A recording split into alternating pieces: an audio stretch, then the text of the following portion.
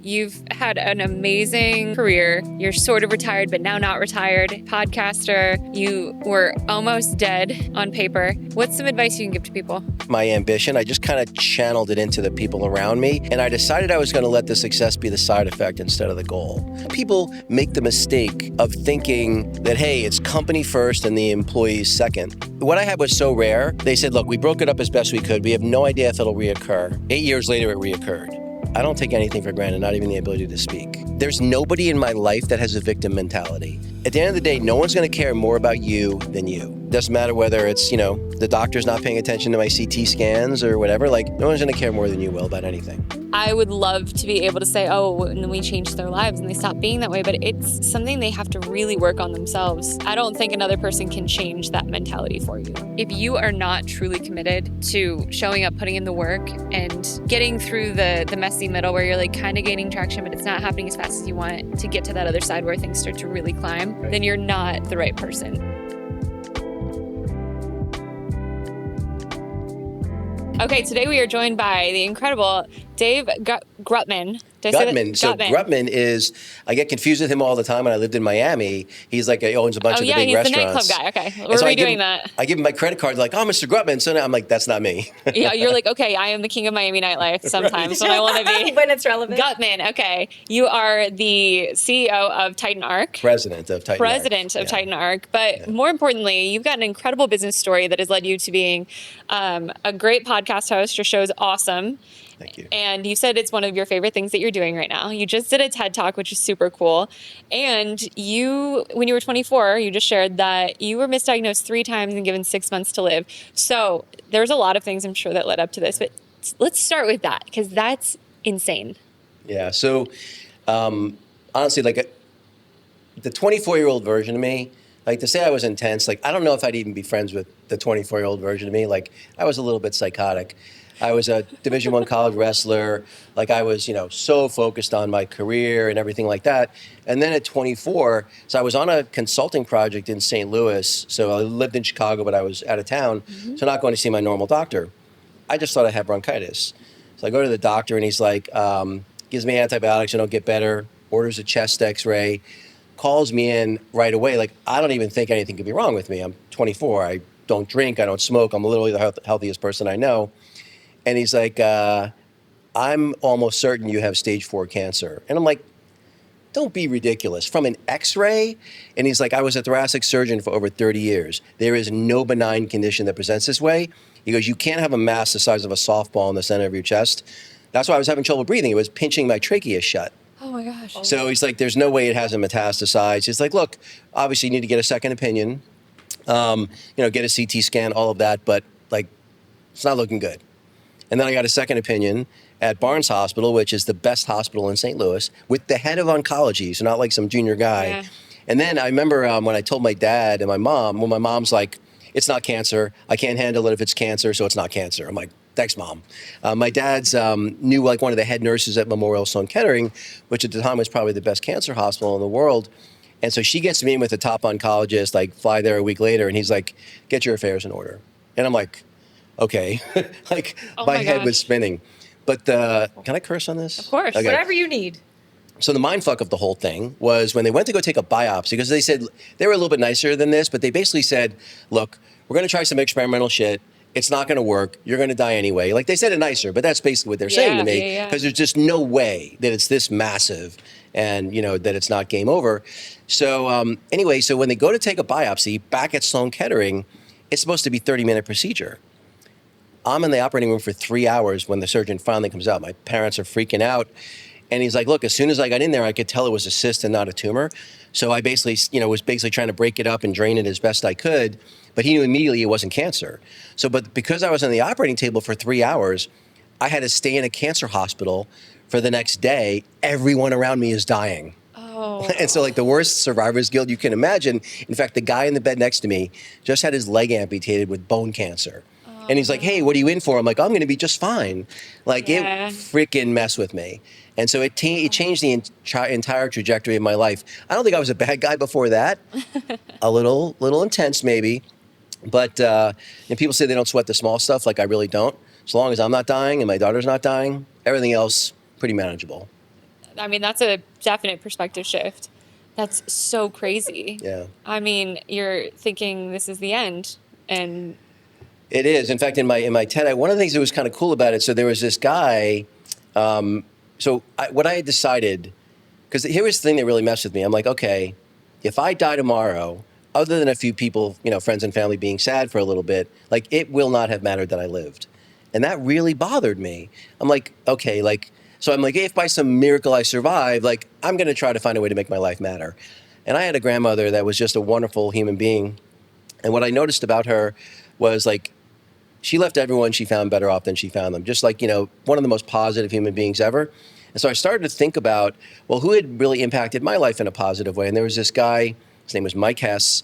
He had managed me on this consulting project only for maybe like 9 months or something like that. But he'd made his leadership style had made such an impact on me. Like he knew what was going on in my personal life and like he cared. And it's just like, you work for that boss that cares about you. Yeah. They'll crawl naked over broken glass for that guy, right? But like the person who you're just a cog in the machine, they don't really care. Like that person's just not going to get the same effort. And Mike struck me that way. So I referenced him in my speech. And so I reached out to him yesterday, actually. I sent him a copy, because it hasn't been released yet, but I sent him a private copy. And I said, you probably didn't know what an impact you had. I sent him the speech. And he was just like, Dave, like you made my year. Anyway, I'm going to have him on my podcast coming up here in a month or so. That's amazing. Yeah. Okay, so you almost are dead, right? Right. According or to at least misdiagnosis. mentally thinking you're going to die. You Right. get through it. Talk to us about everything that happens after that gets us to this point where we're sitting here now. So I had just got accepted into Wharton Business School at the Okay. time, and they told me I was going to be dead before I enrolled in the fall, right? Well, obviously I didn't die, so I actually went in the fall as expected. And again, I was very focused on trying to, be an entrepreneur, find success. The difference was I decided that the path I was going to take was going to be a little bit different. I didn't lose my ambition. I just kind of channeled it into the people around me. And I decided I was going to let the success be the side effect instead of the goal. And, kind of trying to be a little bit more of a servant leader like Mike was.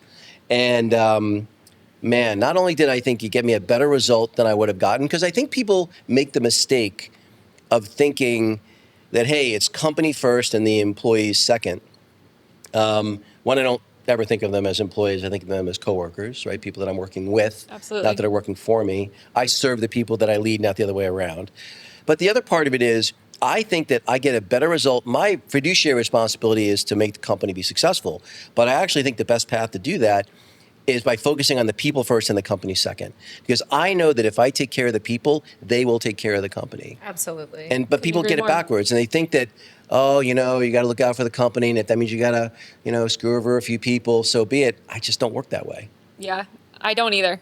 We've been in business now 16 years, and we were just talked about this on a previous episode of how we worked together. We worked together for a long time. Was also a bridesmaid in my wedding, helped me plan the entire thing. Like, we're like this in reality at work, but also not at work.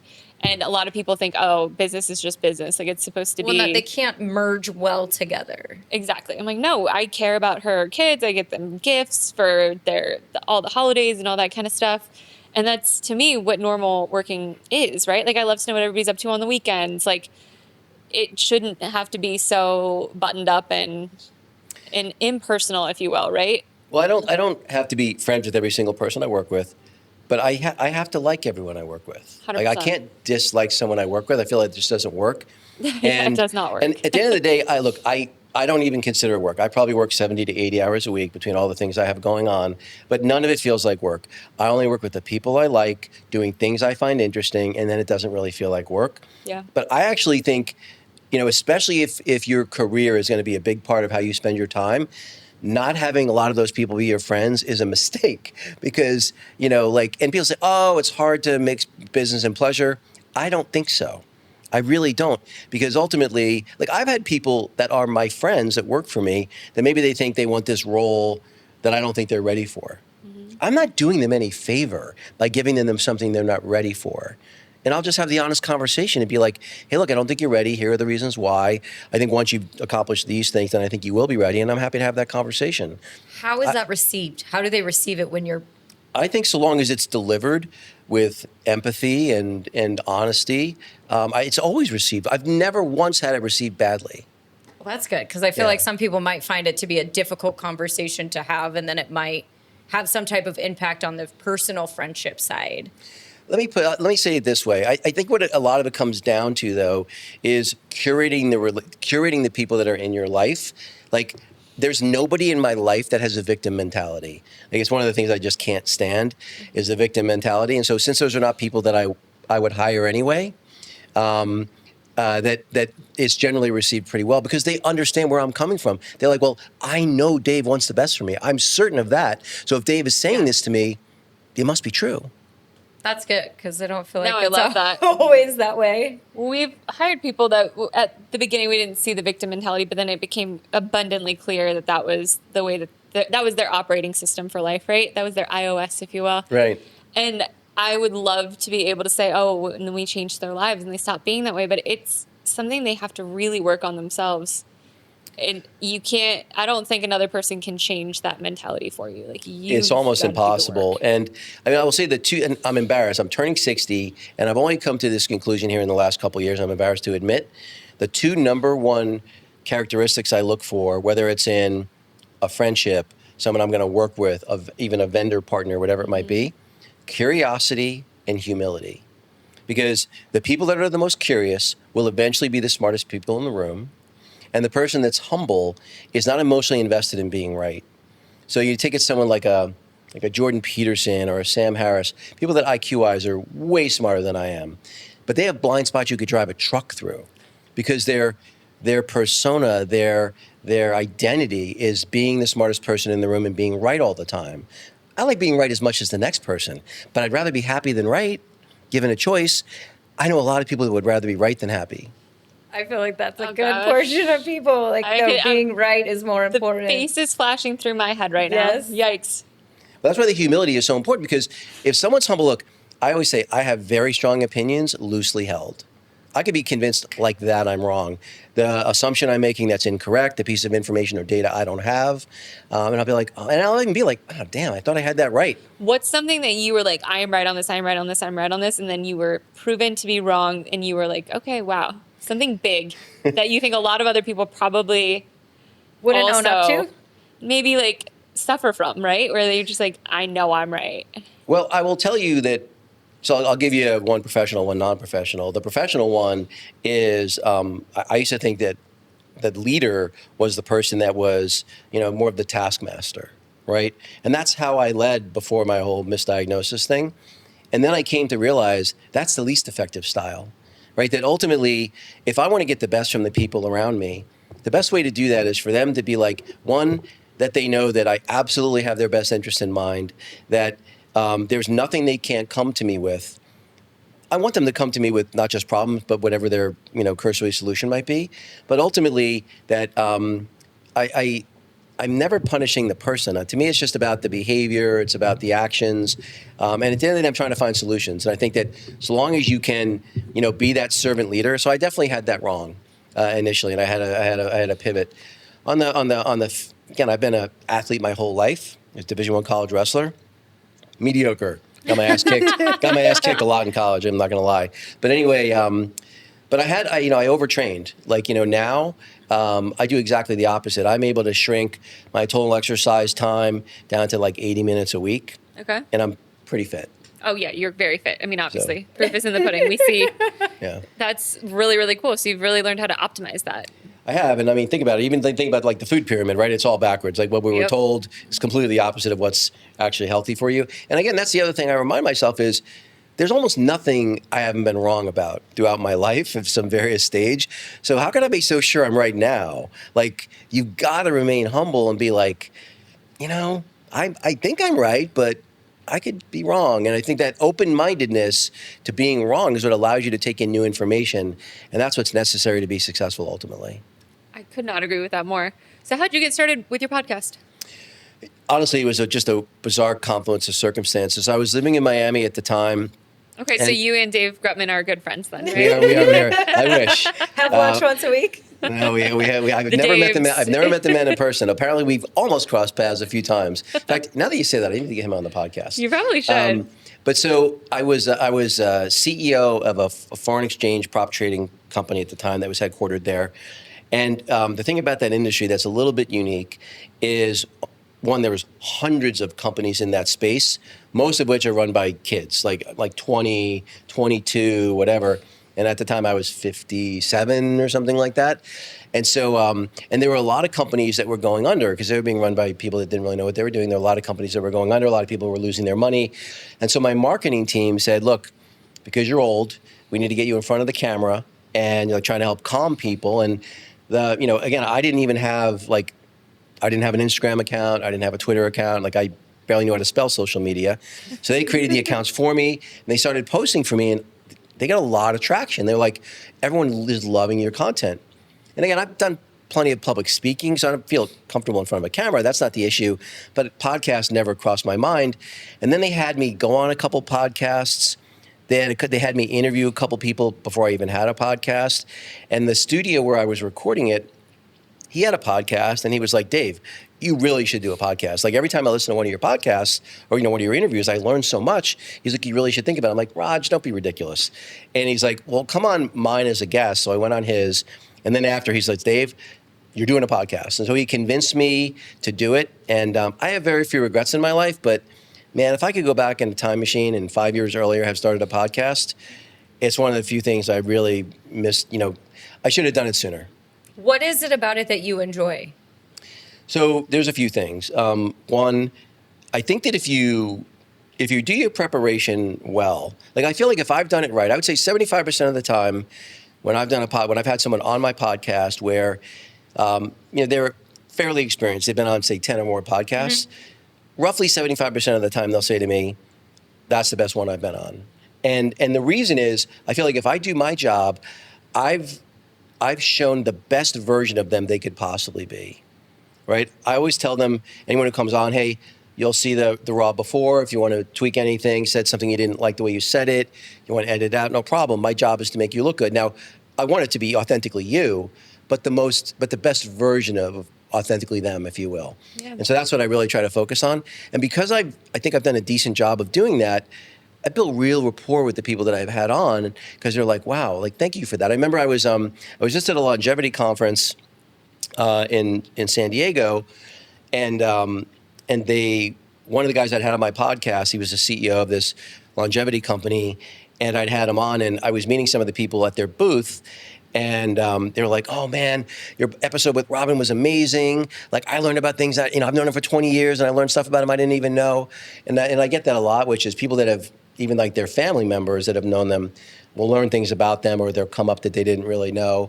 And so that always feels nice to really be able to help people, because most people, even if they've been on a bunch of podcasts, they're often very nervous, and helping them get comfortable and really shine through and show their best version of themselves, they can't help but have that sort of halo effect kind of flow over to you. And I've created some great relationships. I love that. So talk to us about Titan Arc. What are we doing in longevity? So I don't know, you're probably familiar with Brian Johnson, or I know Peter T is persona non grata at the moment because of the Epstein stuff. But, when you really think about most of the longevity stuff, it generally is location centric, right? So, hey, you have to go to them to get, your testing and stuff like that. Dave Asprey has a new one, I think, called Upgrade Labs. Well, he has Upgrade Labs. Those are more fitness locations. They do a little bit of the longevity stuff. Okay, so not a lot. He's associated with another one called Unlimited Life. Okay. And they're like, similar price point to us, very expensive, $125,000. But they require you to go to them to get their testing, to do all this stuff.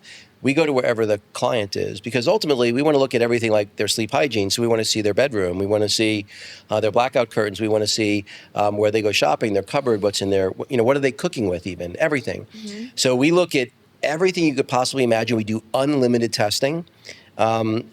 We use best in class of everything, and we don't vertically integrate, meaning we don't make more or less money based on if someone does peptides or TRT or these supplements. We're not vertically integrating, because now we have a misalignment of what the client wants versus what we want. Right. So the way we increase the lifetime value of a customer is we increase their lifetime, right? So now we have perfect alignment with the client, and so that's what we're focused on. And again, the reason I got talked out of my retirement, semi-retirement, I guess you could call it, because I do the podcast, was that I wanted this for myself. And I just went in for the state-of-the-art. It's called Corviva. I'm actually having one of their co-founders on my podcast on Sunday. They're in the Newport Beach area. Nice. It's way better than Prunovo or any of the other stuff out there. These guys spent 2 years coding their own AI overlay on top of the state-of-the-art MRI technology. And the guy went from my brain to my toes, every organ system, every incredible. joint. And I mean, he found everything. I don't have any cancer in my body. Could they see anywhere from where you had the cyst? It's funny you say that. I just got the report this morning. There's a 3-centimeter remnant from, it was funny, I was joking with my co-founder. I was like, see, now you know I wasn't lying. So it's still there. Well, it's funny. Well, so what happened was, what I had was so rare. They said, look, we broke it up as best we could. We have no idea if it'll reoccur. 8 years later, it reoccurred. Oof. Exactly the same, except from the scar tissue from the first procedure, like we can't drain it again, we have to remove it. So they said, look, at the time I was running a 400-person call center business. So if we could split you open and do it that way, you'll be out of work for like 4 or 5 weeks, which you couldn't really afford to do. Or we can do it laparoscopically, you'll be back to work in 3 days. Like, gee. That's a tough horrible decision. disfiguring scar, out of work for 4 or 5 and then weeks. just the recovery of having had your chest broken open. Exactly right. So I chose the other. They said, but if we do it this other way, there's this tiny chance we could paralyze your vocal cords. Of course, they paralyzed my vocal cords, and they weren't sure if I would ever speak again. Like, I thought I was going to be like, like I'm thinking I'm never getting laid again. Was the first thought that I had. But anyway, so I was unable to speak for 4.5 months, and they said, look, at 6 months, if your voice doesn't come back, you'll never talk again. So I got all the way to 4.5 months. My voice came back, thankfully. But yeah, it's like, I don't take anything for granted, not even the ability to speak. Wow.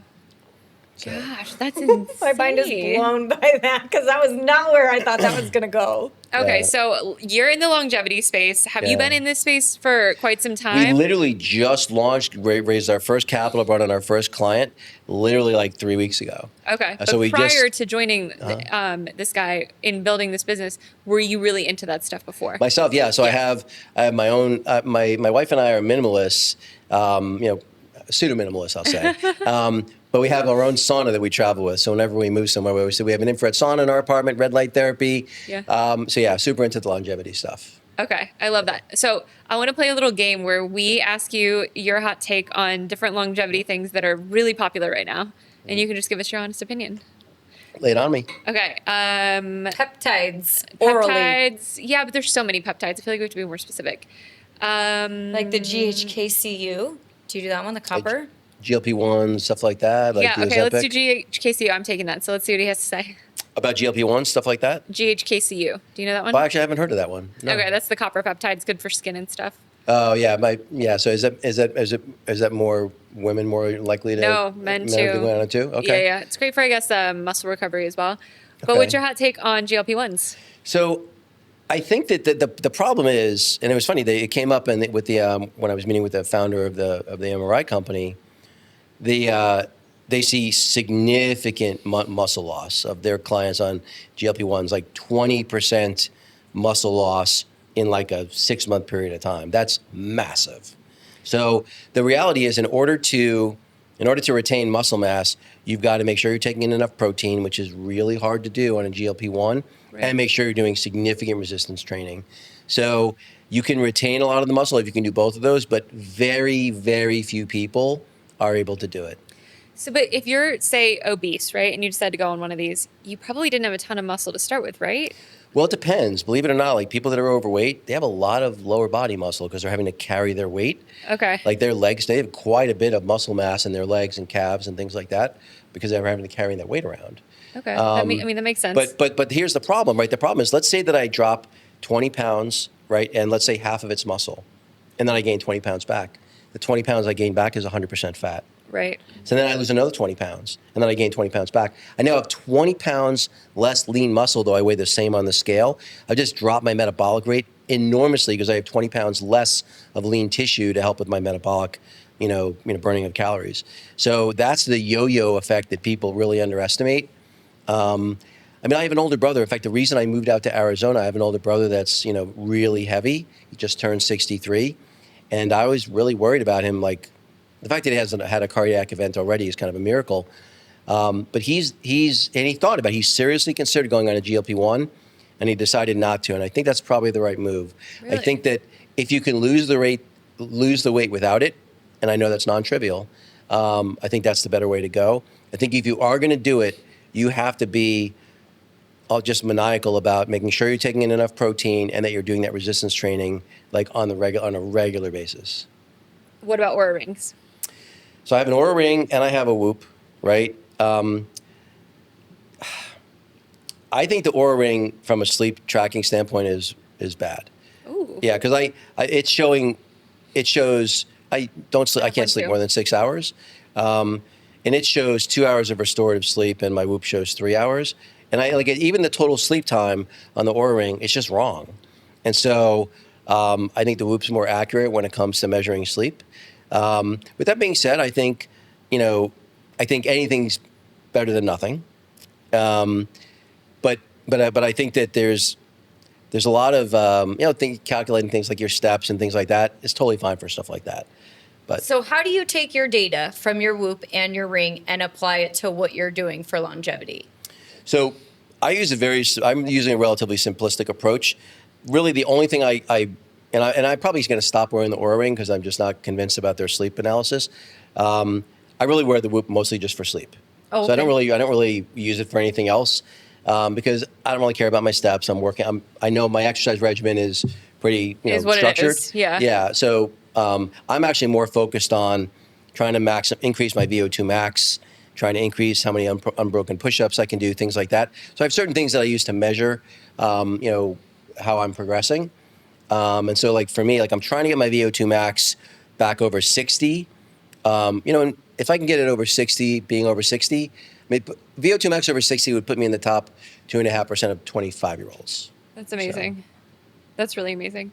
So Whoop, that one was more designed for athletes, wasn't it? I don't think either one of them is really designed for like a hardcore athlete. Okay.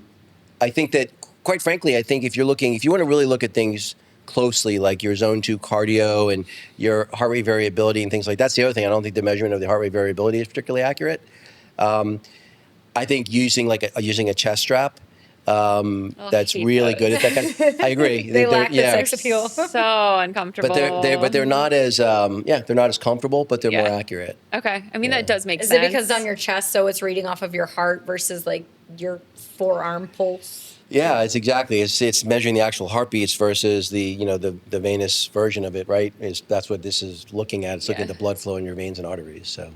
Okay, so since you are now in longevity, what are 3 things that everyday people can do within their home, their routine, their lifestyle, whatever you want to share, that Easy should, implementable changes?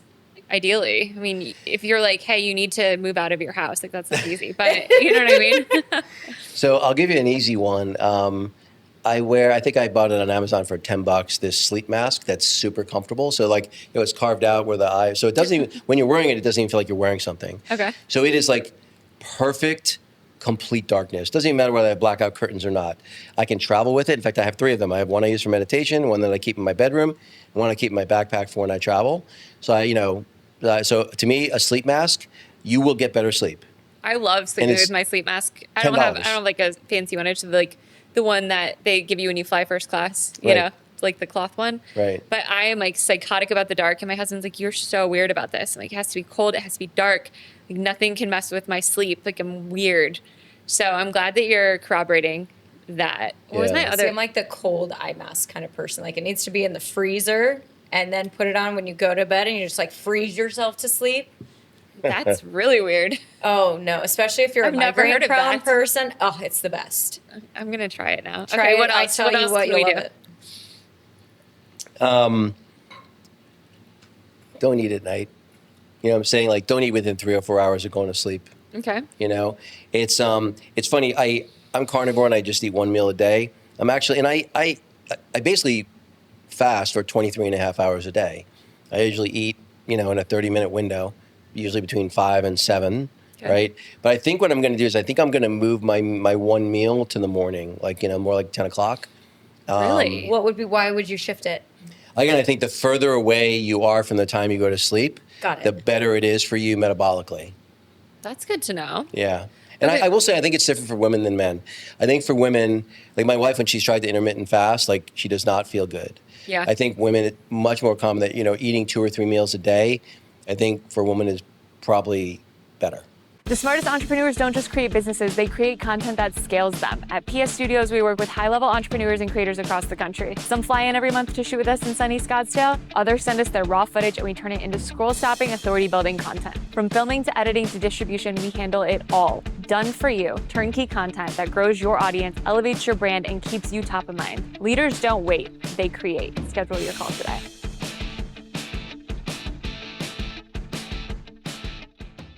Okay. I get hangry. Seriously. That's interesting. So you never go out to dinner then? So I do. So when I try to apply the 80-20 rule, right? Which is 80% of the time I'm on my plan. I also travel a lot. Right. It's harder to do it when you 100%. travel. And so the 20%'s like when I have a business meal. Like the only time I ever eat more than one meal is I'll have a breakfast lunch and a breakfast dinner, or a breakfast, or a business breakfast and a business dinner. And I'll have no choice but to eat twice, or maybe I'll just get a cup of coffee sometimes. But usually, you don't want to be antisocial.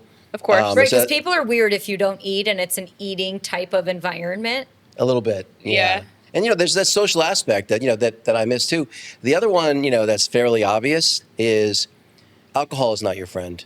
Okay. Now I never drank alcohol, not even a drop, until I was 35. Okay. Got divorced when I was 35 and started dating. And so ironically, if I didn't order a drink, they assumed I was an alcoholic. So I started to drink to prove I wasn't an alcoholic, ironically. Isn't that something?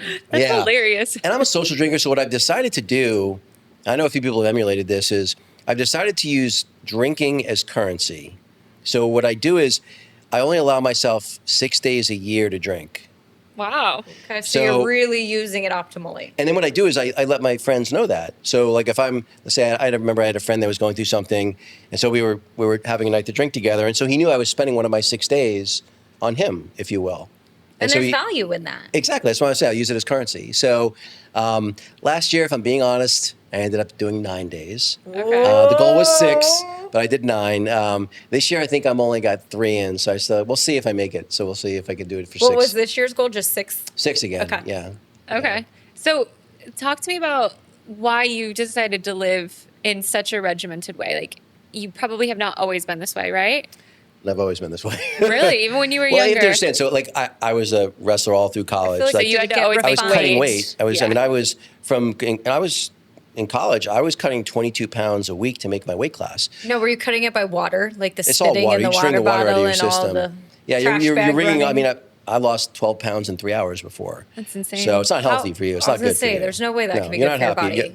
You want to talk about being hangry. It's actually funny. It's actually not being hungry that's the problem. It's being thirsty. Yeah. Like imagine going for the hardest run you can imagine, in like boiling heat, and then you can't drink any water. Like that's what it feels like. And then I going into a forgot my sauna. water bottle when I went to Barry's boot camp last week, and I was like, I am miserable. And that's not even hot, or that hard. I mean, Yeah. it's as hard as you make it, but So I've always been pretty that's disciplined. crazy. Okay, so that's just something that's continued to evolve, and you've taken and done new things. Yeah, as you've learned about longevity? Again, I try not to be psychotic, so I've really set that 80-20, right? Where Yeah. 20% of the time I eat whatever I want. I occasionally will have a pizza, I'll occasionally have a Coca-Cola, whatever. Like, Okay. I'm not like psychotic about it, and I'll occasionally have a drink. Okay. But it's the exception, not the rule, for the most part. Again, there are people that will be like Brian Johnson, and hey, I'm gonna have my last meal at 11 a.m. and I'm gonna go to sleep at 8:30. I'm gonna count how many erections I had. Like a lot of people don't want to do that, right? Most people are not going to live that life. But what's your hot take on him? Because I find him to be an alien, like just wanting He to be looks like a more of an vampire. alien. Yeah, Yeah. like I don't find anything. There's nothing that I would want to emulate about him or about anything that he does in my own life. He turns me off to longevity, to be honest. So here's the thing about it. I think, like most things, you have to separate the message from the messenger, right?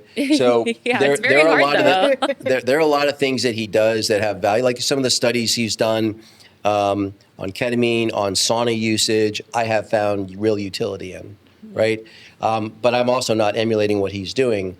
When I look at different devices or tests that I might do, I think having him be one of the ones I look at, there's some utility in. And I would find that, there's a lot of things about Gary Brecka I like. Mm-hmm. There's a lot of things about Ben Greenfield I like. A lot of things about, Dave Asprey, Peter Attia. But at the end of the day, no one's going to care more about you than you. Yep. And doesn't matter whether it's, the doctor's not paying attention to my CT scans or whatever. Like, no one's going to care more than you will about anything. That's you related. So what are some pieces of advice if you're like, I'm ready to change my life?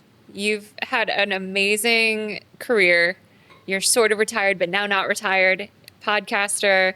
You were almost dead on paper. What's some advice you can give to people?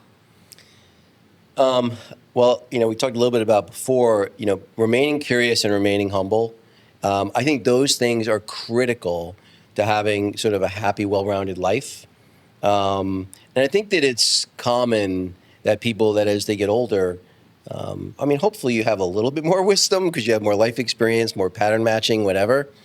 But man, I'm sort of amazed sometimes how little wisdom there is in some people that are pretty old. And I think it comes down to the fact that, it's like back when I was wrestling, like you'd have to do a move somewhere between 1,000 and 2,000 times to kind of really program the muscle memory. But if you didn't do the technique properly, you effectively created the wrong muscle memory. Mm-hmm. It's like anything else. You can be older, but if you haven't been humble, been curious throughout the trajectory of your life, maybe you didn't absorb as much wisdom as you could have. And I think that, trying to, remain humble and to remain curious, it's especially nowadays, I feel like there's so much toxicity, in the world. In fact, one of the things I'm really excited about, my dad did some college wrestling too. And so my dad just turned 84. So he's in really good health for 84 years, zero medication, which is pretty rare for an 84-year-old. But once a year, we go to a college wrestling match together, just as like, father-son thing that we do together. So, Iowa and Penn State are two of the best teams. Penn State's the best team in wrestling, college wrestling right now. So I flew into Chicago where he lives, and we drove to Iowa. So we had 7 hours in the car going back and forth for the wrestling match. And my dad's retired and doesn't have much of a reason to get out of bed in the morning. He was sort of lamenting that fact. And I said, well, Dad, if you could snap your fingers and do anything you wanted, what would it be? And he said, I want to make the world a nicer place. I want people to be nicer to each other. So I love my dad, anything I can do to help my dad. So I don't know if you've heard of 75 Hard. Yes, I have. So my original thought was, what if we did 75 Nice, right? Ooh. So document, doing 75 acts of kindness kind of thing, right? And then I decided to shrink it to 30. So my dad and I actually launched a 501c3 called 30 Acts of Kindness. And so what's going to happen is after you document your 30 acts of kindness, you'll get a bracelet that you're certifiably kind. With a QR code, and you'll be able to see forever, like the 30 things you did to be seen as certifiably kind. The goal is 10 billion acts of kindness in the next 10 years, more than one act of kindness for every person on the planet. I love that. What a great cause. And you've already launched it. Yeah, so my dad technical background, so he's working on the MVP right now. I'm helping, basically mentoring my dad on the launch strategy. We're going to use a influencer, strategy to help launch. And then I also have some contacts at Chick-fil-A. We're looking at a potential partnership with them because they're trying to, their mission is to be seen as the most caring company in the world. And so that kind of ties into some of the stuff we're doing. Yeah, so, I think there's a lot of things the world could take away from Chick-fil-A. Yeah, they do a lot of things right. They really do a lot of things right. Yeah. Oh, I love that. That's so fun. I can't wait to do it. Yeah. I've never, ever been interested in 75 Is there a Hard, website for it yet? Yeah. Not yet. Not so yet. we Okay. actually, so that's the other thing. Like, talk about a sign. So one, I think we're in a simulation anyway, but I do too. 30acts, 30acts.com, 30acts.org, 30actsofkindness.com, 30acts.kindness.org. All four were available. That's Did you take them all? We got all four of them. Yes. That's amazing. I love that. Yeah. So we'll have both probably a 1.5 to 2 minute video talking about the vision and an MVP before the end of April. That's so awesome. Fantastic. Yeah. Well, count us in. That sounds so appreciate Keep us that. wonderful. in the loop. Send us all the details because we'll add it in. No, I appreciate that. Yeah, absolutely. seriously. Yeah, I'm really excited. And it's fun to do something with my dad. And I haven't seen my dad this excited in 20 years. So Love it. It's nice. Well, and you're just out keeping him long and healthy. Trying. Well, yeah, and mentally engaged. My dad had retired, and he was like wasting away. He just like no purpose, and it was really bad. I was like, you've got to figure something else out because this is awful.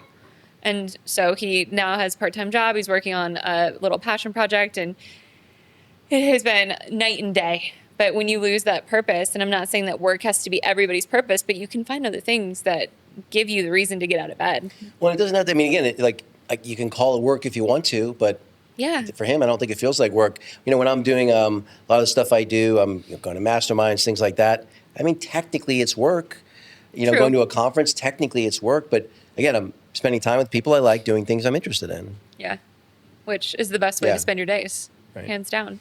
So you said you have a daughter. I do. How old is she? Just turned 26. Okay. Very nice.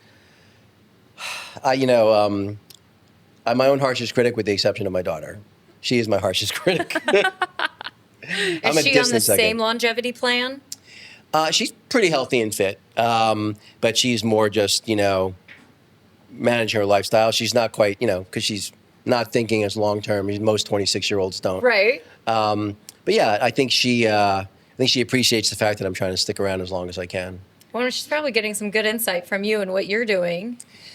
It depends, right? We go through phases where she thinks I'm the smartest person in the world or the dumbest person in the world. I think at the moment I might be the dumbest, so we'll see. I feel like that's just a chronic parent role. I think so. And so you recently moved to Scottsdale then? So actually live in Gilbert now. So I moved to Scottsdale originally. Okay. And then I was having all kinds of battles with my HOA and the landlord that we were renting from. So my brother actually lives in Gilbert. And so I said, well, let's just find another place. We were going to find another place in Scottsdale. But we found this really, really cute enclave, part of, I don't know if you know Air Guitar down in Gilbert. It's this really cool, like an Erewhon kind of convenience store right across the street from us. Mm-hmm. So we found this great place in Gilbert that we love. So at the moment we're in Gilbert. Okay. East Valley. I always say like Scottsdale, but I mean, you guys recently moved to Arizona. Yeah, we did. That's right. And were we prior to all that? Miami? We were in Miami before that. Okay. Yeah. So what do you think? Scottsdale or not Scottsdale, Arizona or Florida? East Coast, West Coast. Well, Miami's a little too flashy for me. A lot of flash, not so much substance. I have some really good friends there. And I get back to Miami pretty regularly. I'd say probably once every 8 to 12 weeks, I'm back in Miami for at least, 4 or 5 days. Yeah. Got a lot of friends there.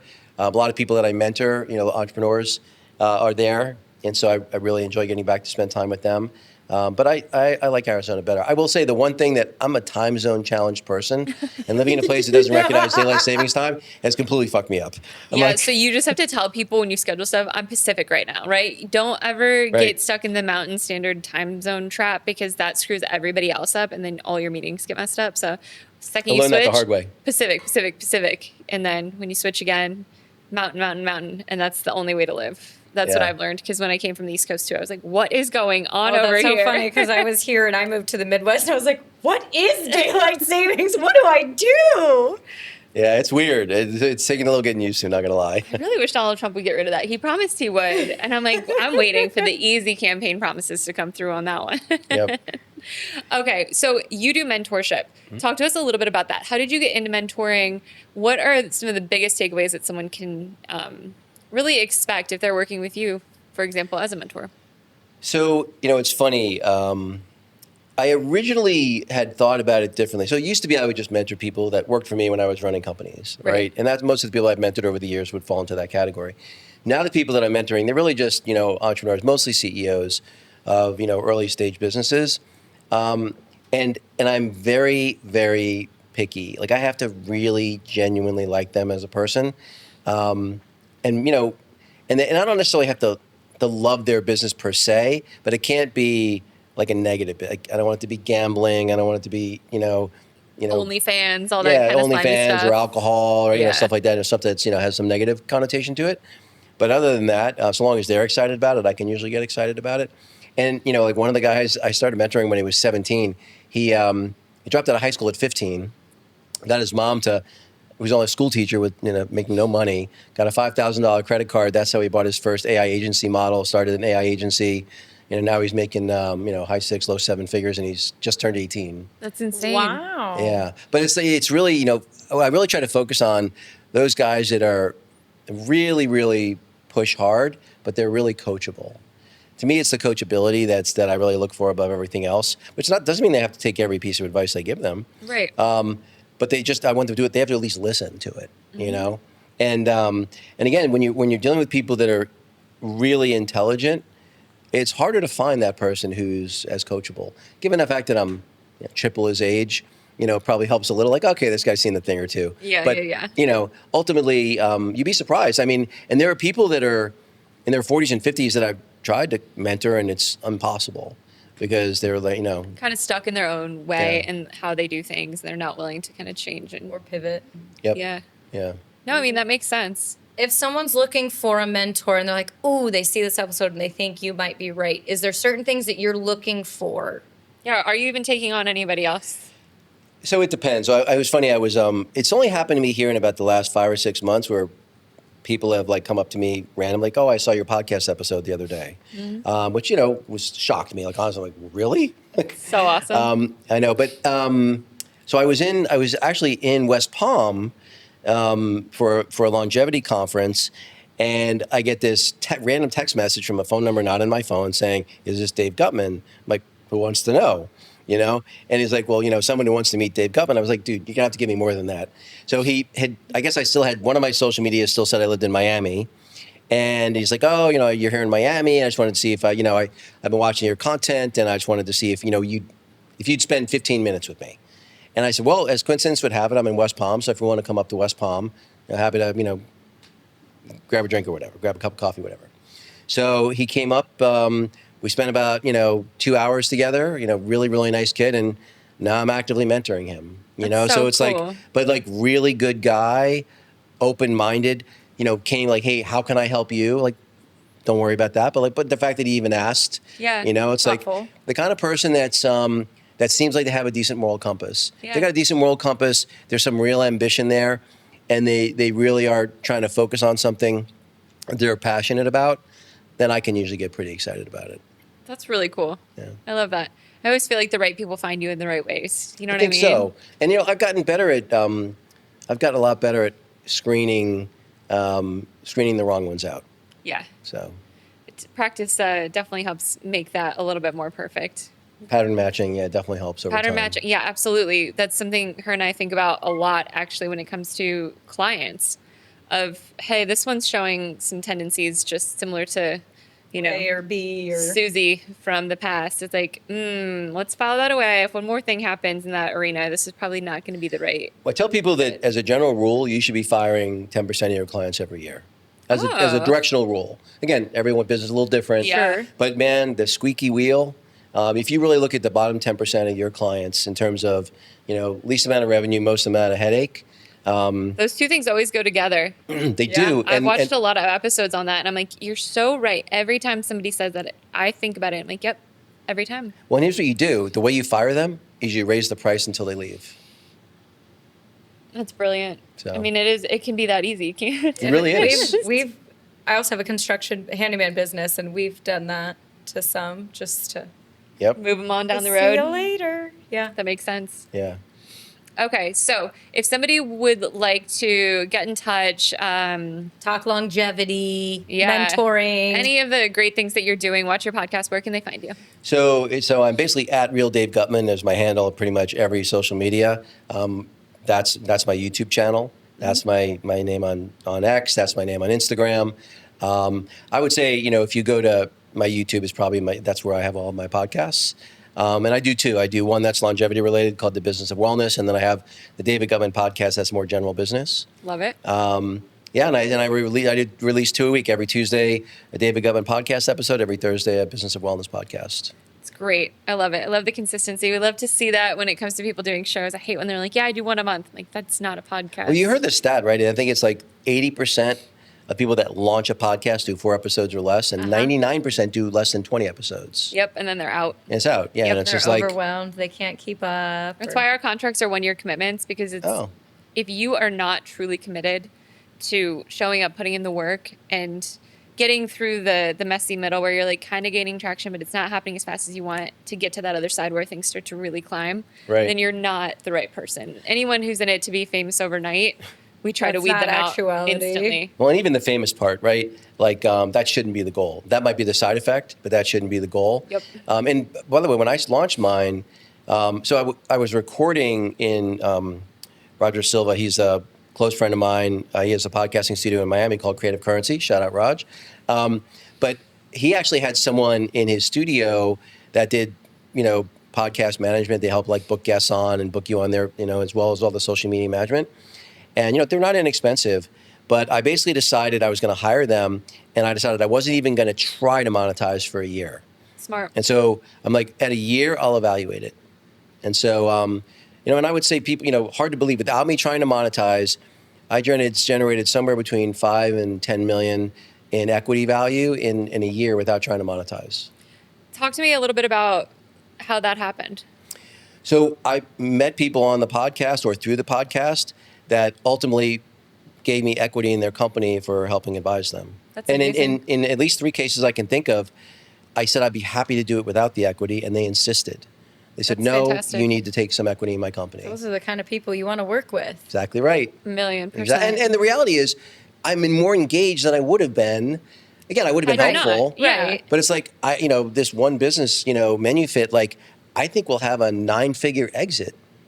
It's like, that's going to be real money for me. It's like, which Yeah. isn't why I did it. I love the kid who's running it. He's doing an amazing job.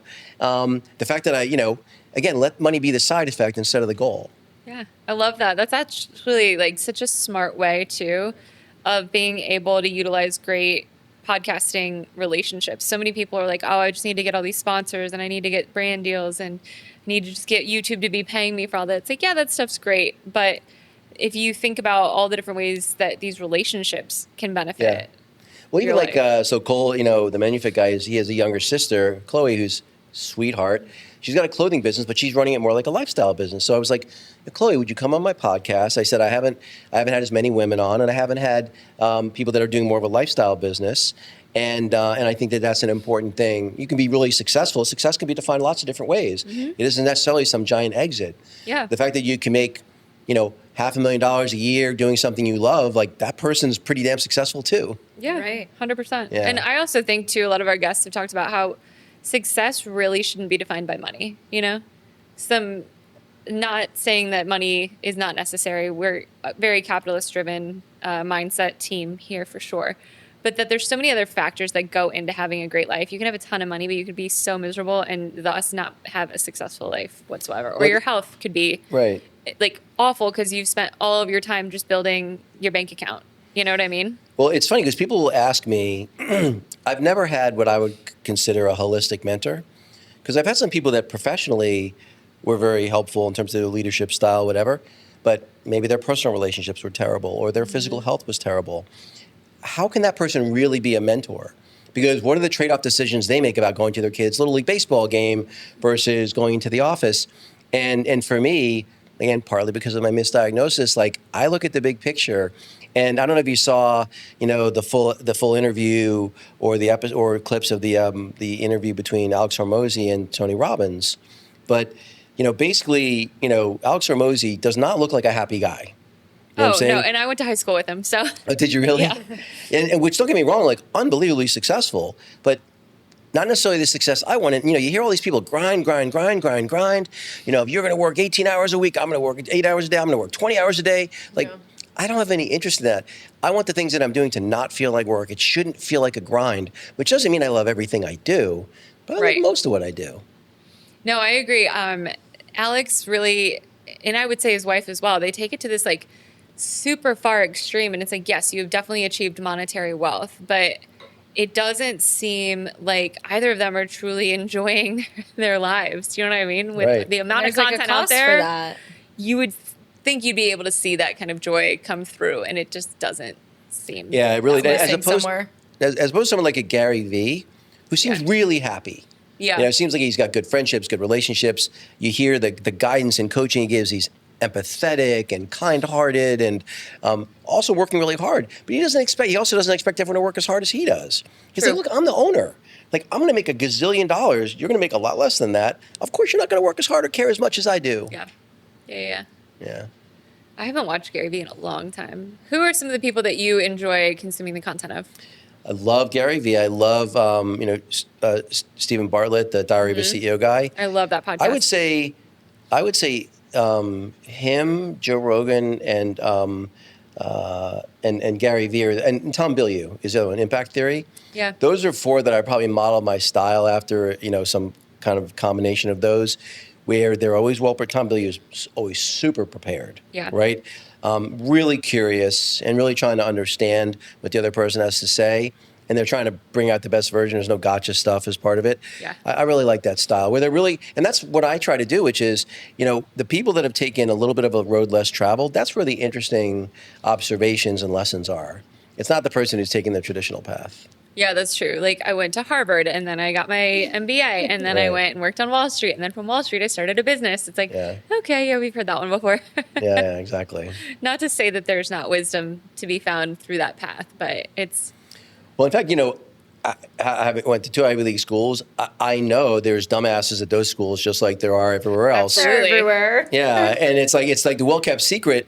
And because, I'm actually having, again, it was very different when I was going to school. There was no internet. So the ability to accumulate knowledge and information was so much more difficult than it is now.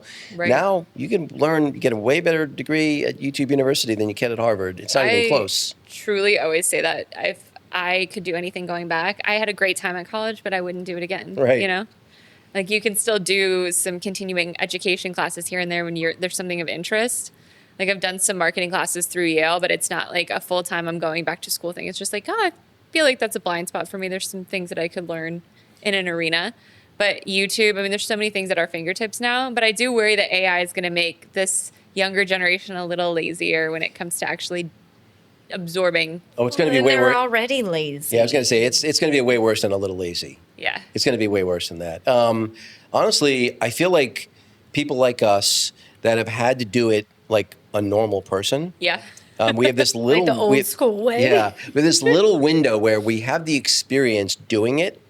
And so my experience with AI is it is an unbelievable force multiplier for me because now all I'm focused on is the creative aspect. The bullshit part that I hate, it's doing that for me. Yep. Right? But if I didn't have the reps having had to do it, I wouldn't even know how to be creative enough to know how to engage with AI in a way that's useful. We just built a proprietary podcast tool where now we're able to take the episode with anybody and it will absorb all this information. It will then give us all the optimized titles that we can choose from of what people are actually searching for. Then Right. it will give us what we should cut for the trailer, the most interesting timestamps from that conversation, so that editing can look at that and be like, okay, this is how I should build my trailer. Here's all the other social clips that we should be cutting, and then let's have it write the captions so that when it's time for that to get published to socials, to YouTube Shorts, etc., that's all written with the right hashtags and keywords so Wow. that people who are looking can find. Then it also has the transcript in case there was something where like, hey, that was a really good moment. What was the quote or what was the name of the business?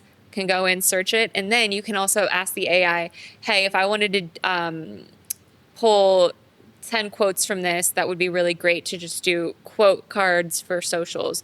What would those 10 Like the quotes high be? impact. Right. Wow. Yeah, and then it spits all that out. It can be shared as a link. It can be exported as a PDF. And then Damn. we're off to the races. So we've optimized that, but we had to do all that manually before.